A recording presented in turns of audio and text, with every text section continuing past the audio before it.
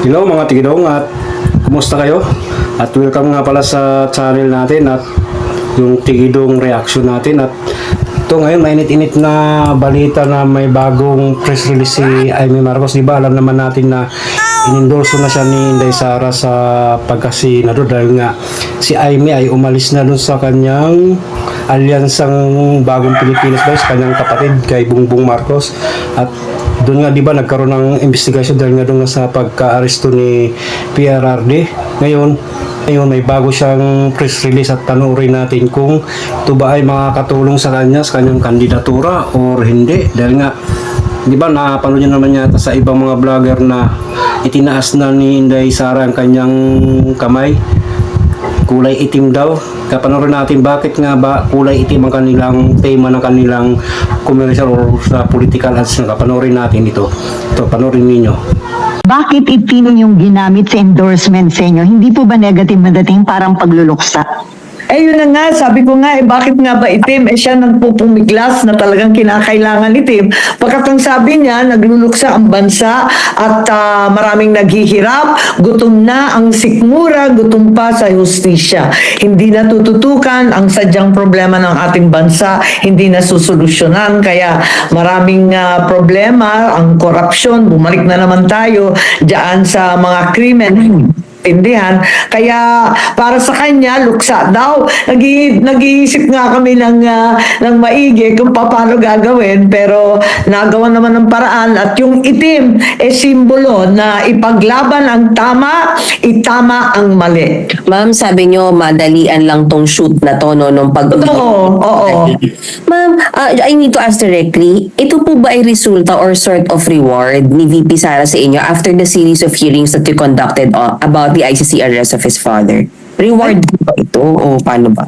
Hindi ko naisip yun. Hindi rin niya naisip. Talagang nag-uusap na kami noon pa. Sabi niya, tsaka na ang mga ngampanya, ayoko nang umikot nitong eleksyon na to. Pero yun nga, nung pabalik niya sa Hague, inutusan niya ata sila ni Senator Robin, ni Presidente Duterte na mga ngampanya at tulungan ng mga kasangga.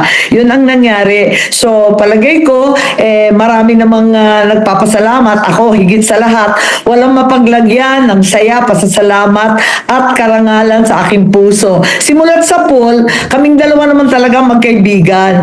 At kahit papano, aminado ako na naipahamak ko siya dahil hindi ko naman alam na mangyayari ang ganito. Kilala niya ako, kilala ko rin siya, kilala namin ang isa't isa, hindi nagbabago ang pagtanaw ko ng utang na loob at paghanga sa pananatili niyang may tiwala sa akin.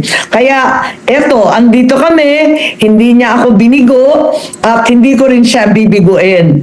Ang katapatan sa ating bansa ang kabayaran sa kanyang pagtitiwala. So ma'am, itong political ad na to, endorsement na to, born out of your long-time friendship with Oo her. naman, hindi naman nagbabago. Kung minsan yayamot siya sa sinasabi ko, ako naman nagalit din sa kung minsan nagsasabi siya, parang lang kaming kaibigan pero hindi nagmamaliw. Parating pareho, parating consistent. Yun naman pala yung kay Senator Amy Marcos. Nagluluksa ang bansa, dami ng mahihirap, gutom ang sikmura, gutom pa daw sa hustisya.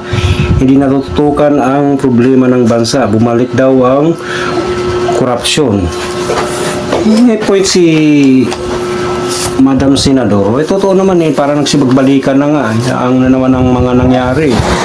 Nagmahal ang mga bilihin. Kaya daw kulay itim, kaya yun daw ang dahilan. Gutom lang, nagluluksa ang bansa, nagugutom lang tiyan, gutom na nga sikmura, gutom pa daw sa hustisya. Yun ang sabi ni Madam Senador.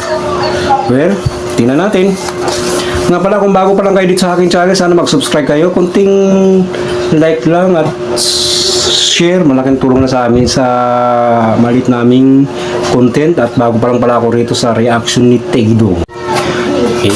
Well, tingnan natin kung successful ba yung pag-endorse ni Inday Sara kay Amy Marcos. Ito ba ay malaking bagay sa kanya o hindi?